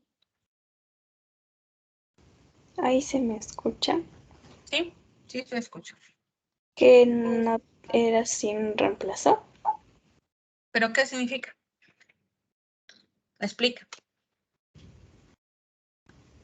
O sea que, de un conjunto se saca la muestra, pero no se la vuelve a incluir otra vez. Eso, muy bien. Sin reposición. Tomo un objeto o varios, ¿no? Porque podría coger 2 o 3 a la vez. Entonces, de todo el conjunto de tamaño n mayúscula, saco una muestra, veo qué pasa y la pongo a un lado y ya no lo vuelvo a poner. Entonces, para la primera extracción, ¿no es cierto? La población estaba completa. Saqué una muestra de tamaño n minúscula y los pongo a un lado. Entonces, la población ya se quedó reducida. Ya no es de tamaño n, ahora es de tamaño n mayúscula menos n minúscula. Porque saqué n minúscula objetos, ¿no? ¿Ya? No lo repongo. Entonces, Esto que está aquí pintado, a ver, veamos si me deja pintar o rayar. Esto que voy a pintar, a rayar en amarillo. Esta es la muestra que yo tomo. Al tomar una muestra de tamaño N de esa población, este es tamaño N, este es el tamaño de la muestra, ¿sí? Entonces, N es muestra, tamaño de la muestra, N mayúscula es el tamaño de la población. Pero como la población está dividida en dos grupos, grupo 1 y grupo 2, entonces, ¿qué va a pasar en la muestra? La muestra va a tener X elementos del grupo 1 y N menos X elementos del grupo 2. Si se fijan, nadie me garantiza que teniendo esta división de la población en dos grupos, ¿no es cierto? Yo al tomar la muestra solo saque elementos del grupo 1 o solo saque elementos del grupo 2. No, van a ver de los dos grupos, pero no sé cuántos, ¿sí? Podríamos pensar que una de esas clasificaciones más obvias, podría decir, de una población, digamos, de la población, en este caso de estudiantes de estadística, que sería de tamaño, ¿cuántos son? 48 creo que son, no recuerdo bien. Pero veamos, ahorita están 52 en clase, en la reunión al menos. Entonces, del grupo de 52, N sería igual a 52, N mayúscula. Yo voy a tomar una muestra de 10, ¿ya? Entonces, y tengo dos grupos. ¿Cuáles grupos? Los hombres y las mujeres. Entonces, cuando tomo una muestra al azar de este grupo, podría ser que en esa muestra también vengan hombres y mujeres, con seguridad. Tal vez menos hombres que mujeres, porque normalmente si me pongo a contar el número de mujeres frente al número de hombres en este grupo de estadística, el GR4, no son iguales, ¿no? Los hombres son más que las mujeres. Entonces en la muestra tal vez también tú haces eso, ¿no? ¿Ya? Ese es el caso. Ese es el caso que vamos a estudiar para esta ley de probabilidad hipergeométrica. Una población con donde hay dos grupos y de esa población de tamaño N mayúscula tomo una muestra de tamaño N minúscula. Entonces tengo elementos del grupo 1 en la población, elementos del grupo 1 y del grupo 2 en la población, elementos del grupo 1 y del grupo 2 en la muestra. ¿Cómo les llamo a los elementos del grupo 1 en la población? K. Y a los del grupo 2, N menos K. ¿Cómo les llamo a los elementos del grupo 1 en la muestra? X. Y a los del grupo 2, N menos X, N minúscula menos X. ¿Sí? Eso es lo que debe quedar claro. Dado esto, entonces dice, a este esquema, en este caso particular, se les llama modelo hipergeométrico de probabilidades. Hipergeométrico. Siendo X la variable aleatoria discreta que representa el número de elementos X, o sea que pertenecen al grupo 1 sería, ¿no? Al grupo 1. La probabilidad de que hayan X elementos de la muestra N, de tamaño N, y que pertenecen al grupo 1, estaría dado por. Entonces, para calcular la probabilidad de tener X elementos, X elementos que pertenecen al grupo 1 en esta muestra, ¿no es cierto? Va a calcularse de esta forma. Combinaciones de K elementos de un total de, aquí está al revés, X es el menor, X es en la muestra, K es en la población. ¿Sí? Mire, X en la muestra, K en la población, K elementos del grupo 1. Entonces sería combinaciones X de K, de un total de K, los que están en la muestra respecto a los que están en la población, multiplicado por el total en la muestra son N. Entonces, estos son los que yo quiero, ¿no? Del grupo 1. Y estos serían los del grupo 2. N menos X en la muestra con respecto a N menos K del grupo 2 en la población, ¿sí? Combinaciones. Y eso dividido para el número de arreglos que voy a formar. ¿Cuántos? N, que es el tamaño de la muestra, de un total de N elementos de toda la población. Entonces, si es que nosotros estábamos usando esta nomenclatura, ¿no? Que iba así, el menor abajo, el mayor arriba, ¿sí? El menor abajo, el mayor arriba, para tratar de mantenerse en esa misma, ¿no? Tener consistencia en nuestra nomenclatura. Que también, si es que queremos ocupar la otra nomenclatura, sería combinaciones X de un total de K por las combinaciones, más allá le voy a poner porque si no, no va a alcanzar. Combinaciones n menos X de un total de n menos K sobre las combinaciones n de un total de n. Así. Estos son del grupo 1 y estos son del grupo 2. Y esos son todos los posibles arreglos de las muestras que puedo tomar de n elementos del tamaño de la muestra tomados de un total de n elementos de la población. Así voy a calcular entonces la probabilidad de que existan X elementos del grupo 1 en esa muestra que yo tome.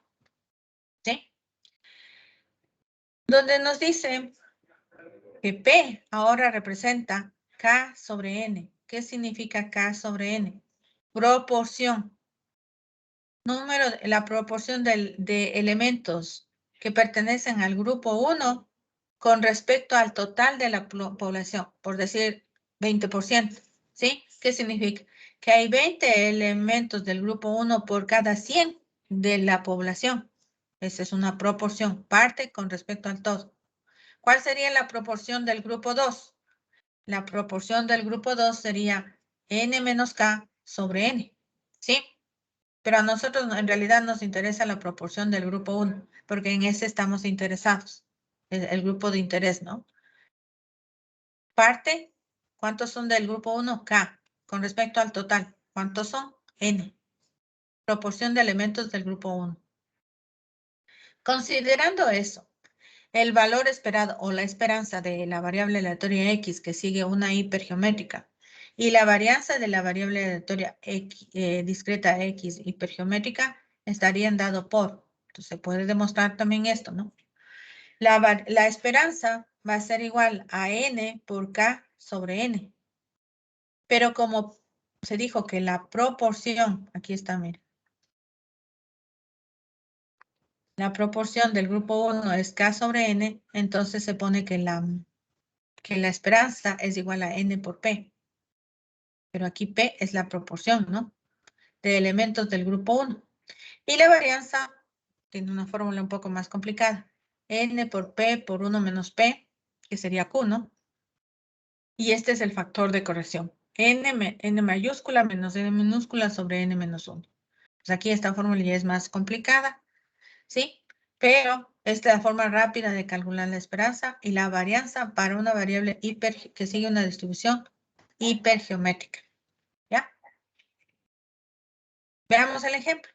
Nos llevamos este ejemplo. ¿Qué razón? Ya. Ejemplo 47.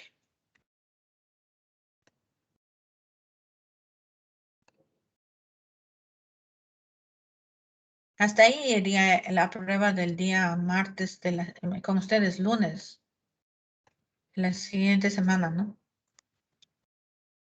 Hasta el modelo hipergeométrico. Poisson ya no alcanzamos a revisar. Así ya quedaría para la siguiente prueba. Ya. Entonces dice, se tiene un grupo de 20 personas. Ese sería el tamaño de la muestra, ¿no? El total. Compuesto por 10 hombres y 10 mujeres. En este caso igual, ¿sí? Entonces pensemos el grupo GR4, 20 estudiantes, 10 hombres y 10 mujeres.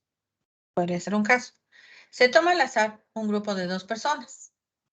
O sea, la muestra es de 2 personas. ¿Sí? 2 personas. ¿Cuál es la probabilidad de que el grupo tomado al azar esté compuesto por un hombre y una mujer? O sea, uno de cada grupo, ¿no? ¿Ya? Entonces, voy aquí a construir ¿cómo se llama? el gráfico este de la que caracteriza a la distribución hipergeométrica. ¿Ya? Sobre todo para tener claro lo de los grupos y todo eso, ¿ya? ¿Ya?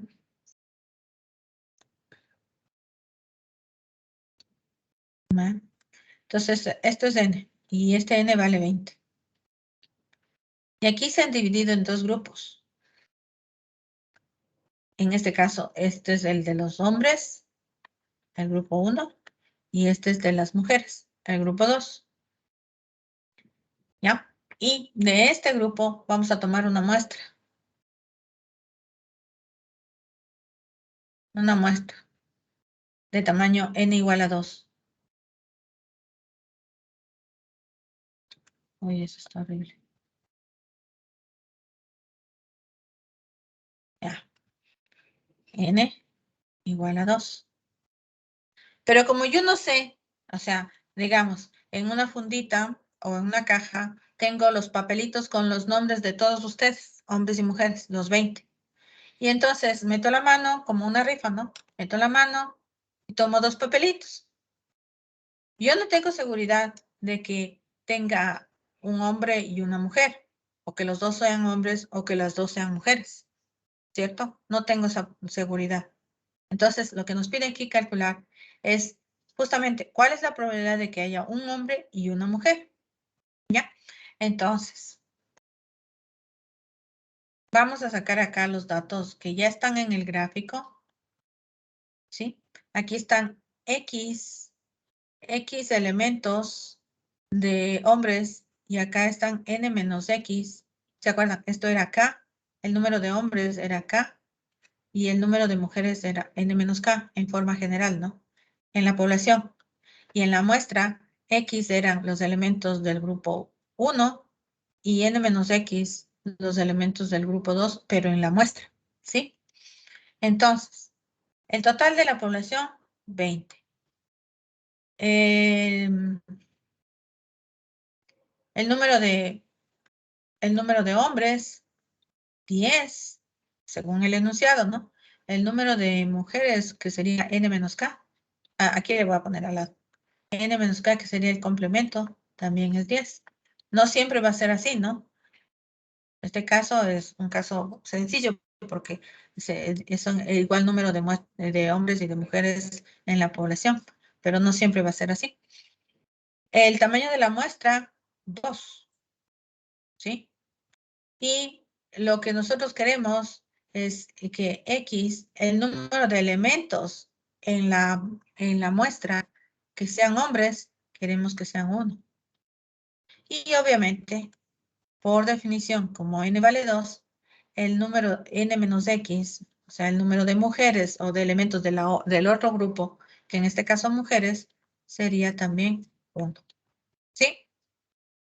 Para este ejemplo. Ahí está todo.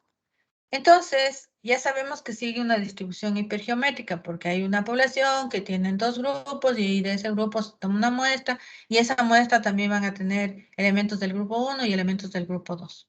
¿Ya? Entonces, lo que tengo que hacer es calcular la probabilidad que me piden. Dice que haya un hombre y una mujer. Por tanto, yo tendría que calcular, definir el evento A. Que diga, el evento A significa que, según lo que me pide la teoría, el enunciado del problema, ¿cuál será la probabilidad de que el grupo tomado al azar esté compuesto? Ya, entonces, A se representaría el grupo tomado al azar esté compuesto por un hombre y una mujer. Así tendría que escribir. Acá le voy a escribir así. A es el evento que representa el grupo tomado al azar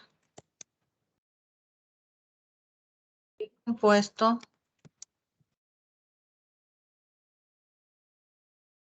por un hombre y una mujer. Ese es el evento A. Porque si no, ¿cómo denoto luego lo que voy a calcular? siempre que tengo que definir los eventos que voy a trabajar. Este es el evento que quiero. Entonces digo, me hace falta decir entonces, X sigue una distribución hipergeométrica. ¿Con qué parámetros? Necesitamos, en general necesitamos de N minúscula y K.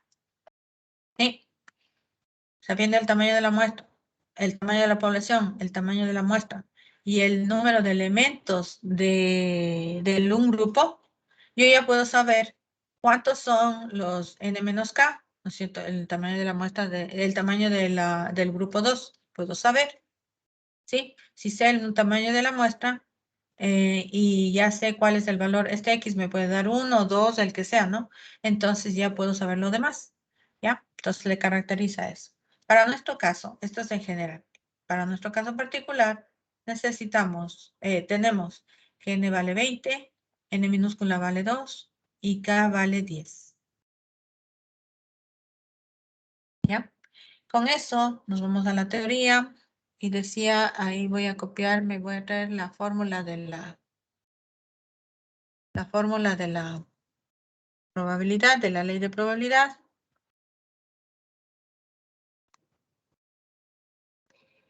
Y le voy a pegar acá. Esta es la ley de probabilidad para caso hipergeométrico. ¿Ya? Entonces, X es el número de elementos del grupo 1, que en este caso sería hombres, ¿no? Estos son para hombres y este otro sería para mujeres. Aquí se me ha quedado esto que no sirve, ¿ya? Mujeres. Entonces, quiero la probabilidad de que X sea igual a 1, que haya un hombre, sería igual. ¿Qué va abajo en el denominador? Voy a poner de menos a más, ¿no? Entonces sería el tamaño de la muestra, 2. El tamaño de la población, 20. Entonces van combinaciones 2 de 20 y arriba. Los elementos del grupo de interés, que en este caso son hombres, ¿no? Un hombre, porque aquí dice X igual a X, entonces tengo aquí un hombre. Entonces sería un hombre de un total de ¿cuánto? De 10. Que multiplica. ¿Cuántas mujeres me quedan? N menos K también es 10, ¿no es cierto? ¿Y cuántas mujeres quiero? 1. Desarrollando eso, voy a poner esta con esta, si no se me va a hacer horrible.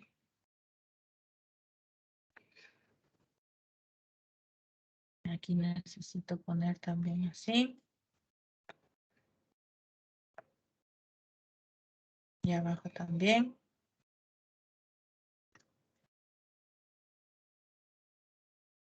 ¿Ya? Entonces aquí sería 10 factorial para 1 factorial por 10 menos 1 factorial. ¿Sí? Igual acá, que multiplica esto, multiplica a 10 factorial por 1 factorial por 10 menos 1 factorial. Y esto sobre 20 factorial por a 2 factorial y por 20 menos 18 factorial. ¿Cuánto nos queda la probabilidad de tener un hombre y una mujer entonces? Porque si tengo un hombre y la muestra es 2, la otra de ley es mujer, ¿no?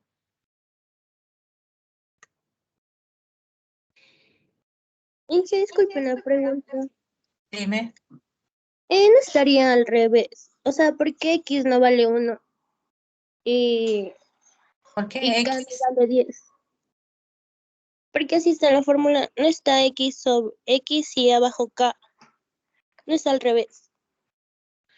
Lo que pasa es que aquí le han O puesto vale así, pero yo estoy poniendo siempre 1 de 10, o sea, el menor con respecto al mayor. Por eso le cambio el orden nada más. ¿Sí? entonces da lo mismo. Claro, es lo mismo. Ya puse acá en la teoría. Aquí en la teoría les puse. A ver, ¿dónde está? Aquí está la teoría. Aquí está, mira. X, voy a tomar un X de un total de K. N menos X de un total de N menos K. Eso está. Ya.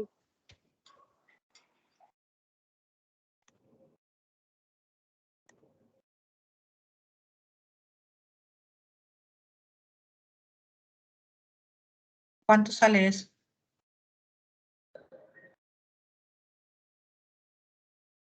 Inge, a mí me salió 1,6 por 10 a la menos 16. 1,6. Por Perdón, no 10 te a escuché. la, por 10 a la menos 16. Tan pequeñito. A ver, veamos. ¿Qué estoy mal? 2 menos 1.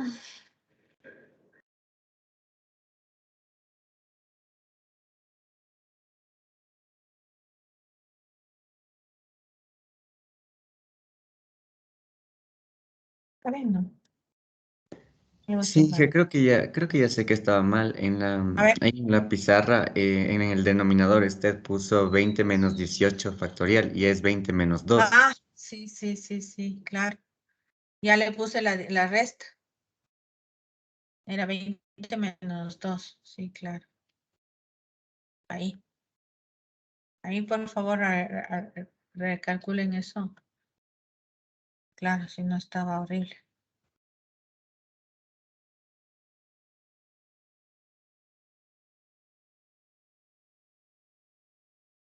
Sale 0.52, bueno, 0.53. 3 o 4 decimales. 0.5263. Ya, ahí está. Claro, estaba mal ahí.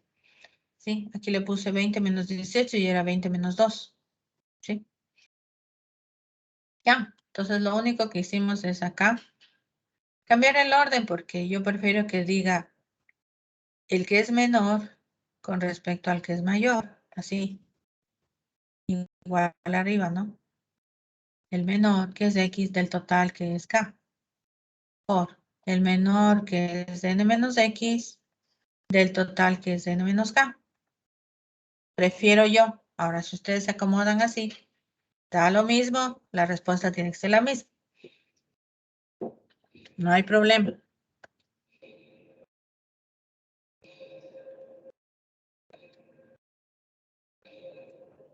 ¿Ya? Ese es el caso. ¿Cuál sería la probabilidad? Ya, digamos que este es el literal A.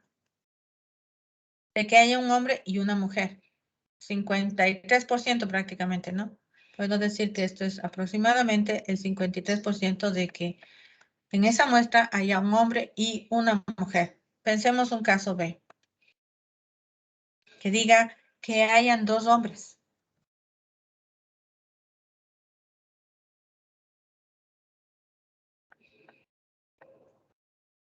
¿Cómo sería? ¿Quién me dice? Los combinatorios, ¿cómo irían?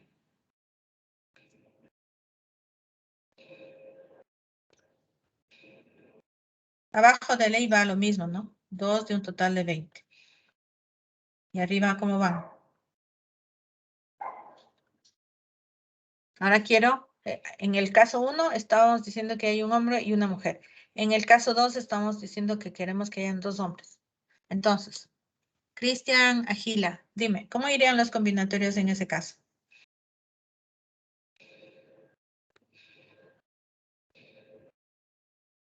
Cristian.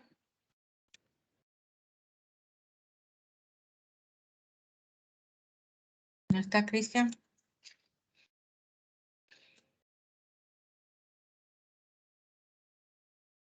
No está. Galo López.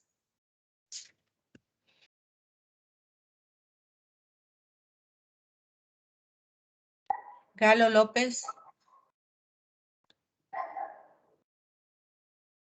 Poco. Ismael Toaquiza. Sí, Inge, ¿se me escucha? ¿Sí? ¿Cuáles serían Sería, los combinatorios en este caso? sería 10-2 y 10-0. Ya. 2 de un total de 10 hombres. ¿Sí? Por 0 mujeres de un total de 10. ¿Sí le ven? Esto ya habíamos hecho algunos casos de cálculo de probabilidades, decíamos, ¿no es cierto? Vamos a tomar 2 de un total de los que disponemos en ese caso y la diferencia del otro. Entonces, como queremos solo 2 hombres, 2 de 10 y 2 de los hombres, de los 10 hombres, 0 de las 10 mujeres. Sobre el total, que siempre va a ser 2, que es el tamaño de la muestra, del total de la población, que son 20. ¿Cuánto sale esta probabilidad?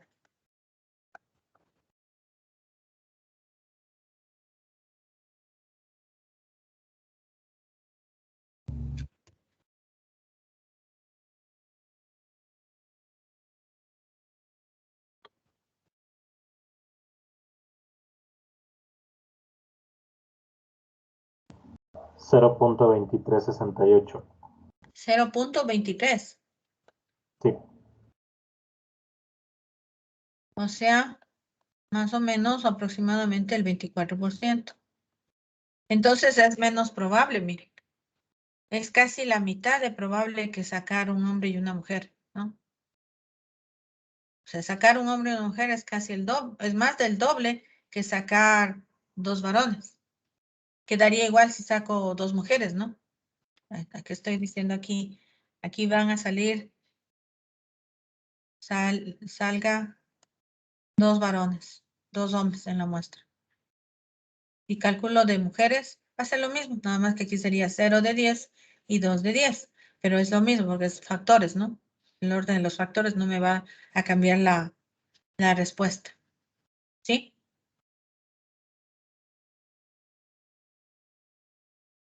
¿Puedo calcular alguna otra probabilidad en este caso? Jaime Venegas. ¿Puedo calcular alguna otra probabilidad en este caso?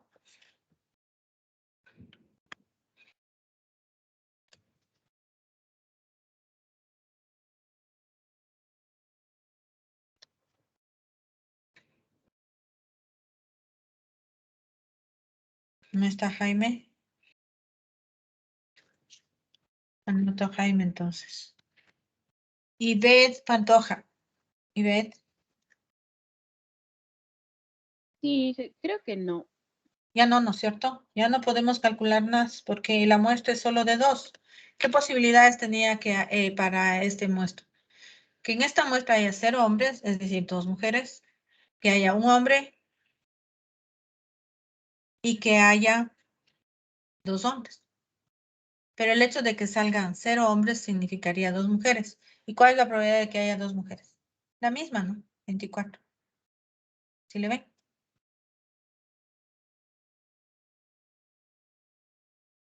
Porque si pongo probabilidad de que hayan 0 hombres, entonces sería 0 de 10 por 2 de 10. Me va a salir el mismo valor. ¿Ya? Listo, chicos. Entonces, por ahora voy a detener la grabación. No sé si tienen alguna pregunta antes de terminar.